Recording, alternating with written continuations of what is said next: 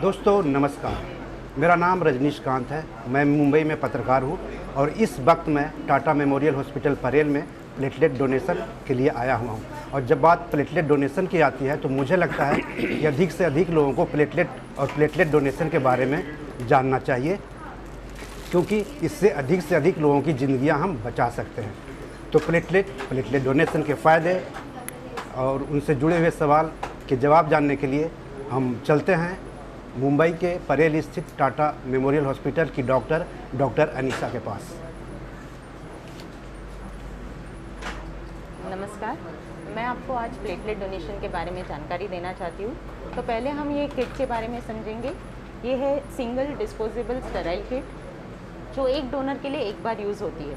अभी हम ये किट इंस्टॉल करेंगे मशीन पे और फिर हम प्रोसीजर के बारे में जानकारी लेंगे।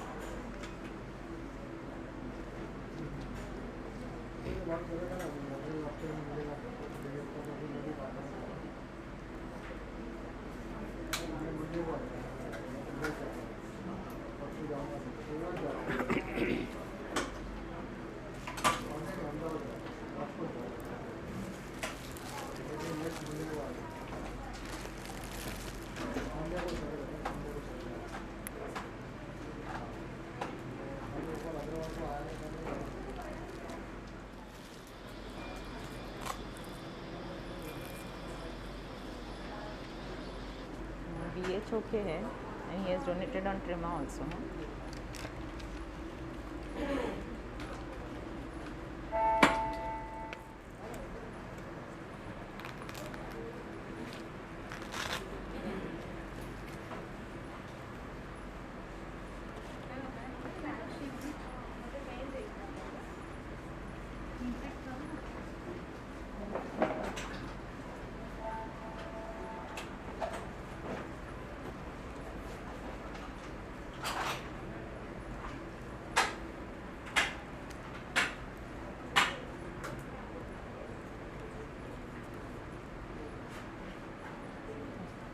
कैसा नया है क्या देखो ना।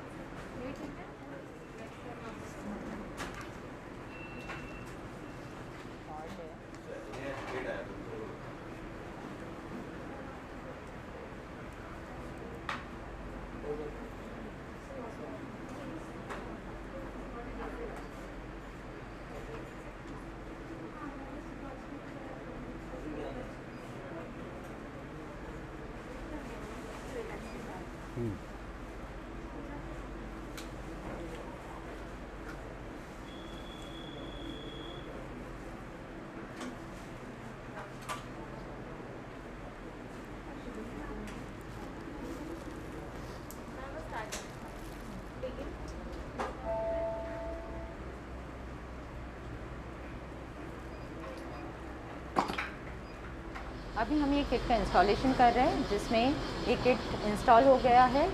हम कुछ सॉल्यूशंस यूज़ करते हैं, जिसमें सलाइन है, एंटीकोएगुलेंट है। ये एंटीकोएगुलेंट इसलिए यूज़ करते हैं ताकि डोनर का खून इस प्रोसीजर के दौरान क्लॉट ना हो जाए। तो ये प्रोसीजर है, ये प्राइमिंग बोलते हैं इसे। ये प्राइम होने के बाद एक बार मशीन रेडी हो जाएगा तो हम डोनर को कनेक्ट करेंगे। तो ये आपने देखा प्लेटलेट डोनेशन की शुरुआती प्रक्रिया। हमारे साथ टाटा मेमोरियल हॉस्पिटल की डॉक्टर अनीशा बनी हुई हैं। अब हम सवाल जवाब का सिलसिला शुरू करते हैं। डॉक्टर अनीशा, ये बताइए कि प्लेटलेट्स क्या होता है और इंसान के लिए कितना ज़रूरी है? सबसे पहले मैं आपका धन्यवाद अदा करूंगी कि आप हमारे रेगुलर प्लेटलेट डोनर हैं। धन्यवाद मैडम। हर जब भी आपको मौका मिलता है आप आके प्लेटलेट डोनेट करते हैं। और इसकी जानकारी आप लोगों तक पहुंचाना चाहते हैं। धन्यवाद इसके लिए। तो रही बात आपकी पहले सवाल की, प्लेटलेट शरीर में एक बड़ा इम्पॉर्टेंट रोल प्ले करते हैं। हमारे शरीर में जो रक्त है उसमें अलग अलग कोशिकाएं हैं, रेड सेल्स है, प्लेटलेट्स है, WBCs है, हर एक का एक एक फंक्शन रहता है। तो ये प्लेटलेट्स जो सबसे छोटी कोशिकाएं हैं, बहुत ही छोटी कोशिकाएं हैं, ये रक्तस्राव को रोकने में मदद करती है। तो जैसे कोई भी अभी हम गिर गए या हमें खरोश आई, ब्लीडिंग होता है, तो वो ब्लीडिंग को स्टॉप करने में प्लेटलेट्स की बहुत ही ज़रूरी रोल प्ले करता है। मैडम ये प्लेटलेट डोनेशन क्या होता है और फिर इंसान के लिए क्यों ज़रूरी है प्लेटलेट डोनेशन?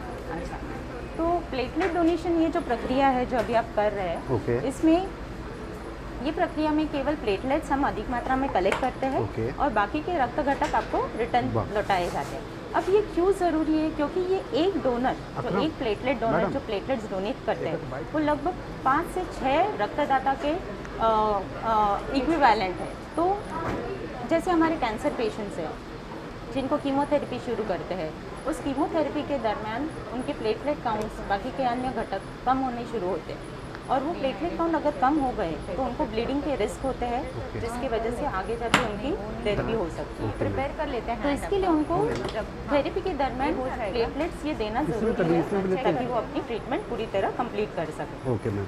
वैसे ही और भी बीमारियां हैं जिनमें प्लेटलेट काउंट अगर कम हो गए तो उसके लिए हमें प्लेटलेट्स देना ज़रूरी बनता है। Okay ma'am. ये प्लेटलेट्स कोई भी कर सकता है या फिर मतलब किसी कोई खास व्यक्ति कर सकता है? इसके लिए कि कोई एलिजिबिलिटी है, क्या है? अच्छा, तो जो प्लेटलेट्स डोनेट करते हैं वो हमारे लिए तो खास ही है। ओके। कोई भी सामान्य व्यक्ति जो तंदुरुस्त है, जो स्वस्थ है, जिसकी उम्र 18 से 60 वर्ष तक ओके है, मैम। जिसका हीमोग्लोबिन का स्तर 12.5 या ऊपर है, जिसकी वेन्स जैसे हमने अभी आपके देखे, जो वेन्स प्रोमिनेंट हो, अच्छे वेन्स हो, अच्छे नसें हो, एंड डोनेशन के दिन वो स्वस्थ हो। ओके। ये बेसिक क्राइटेरिया है।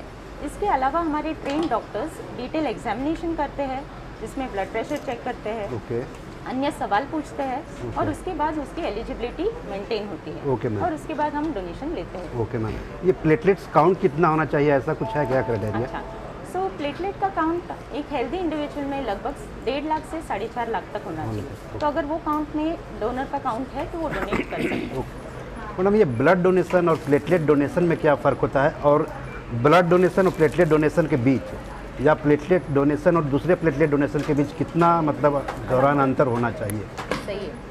तो ब्लड डोनेशन अभी काफ़ी लोगों को जानकारी है ब्लड डोनेशन कैसे करते हैं। अभी आप देखेंगे हम कैंप साइट पे जाते हैं, कभी कॉर्पोरेट्स में जाते हैं, कॉलेजेस में जाते हैं, रेसिडेंशियल कॉम्प्लेक्सेस में जाते हैं, वहाँ पे ब्लड डोनेट किया जा सकता है, या लोग यहाँ आके ब्लड सेंटर में, हॉस्पिटल में आके डोनेट करते हैं। बट प्लेटलेट डोनेशन जैसे ये स्पेशलाइज प्रोसीजर है, आपने देखा मशीन के द्वारा होता है, तो उसके लिए डोनर को खास ब्लड सेंटर में आके ही डोनेट करना रहता है। दूसरी चीज़ ऐसी है कि ब्लड डोनेशन लगभग 15-20 मिनट में हो जाता है। ओके। प्लेटलेट डोनेशन केवल क्योंकि हम सिर्फ प्लेटलेट्स ले रहे हैं, बाकी के घटक डोनर को रिटर्न जाते हैं, तो ये स्पेशलाइज प्रोसीजर लगभग 1 से 1.5 घंटे का टाइम लेती है।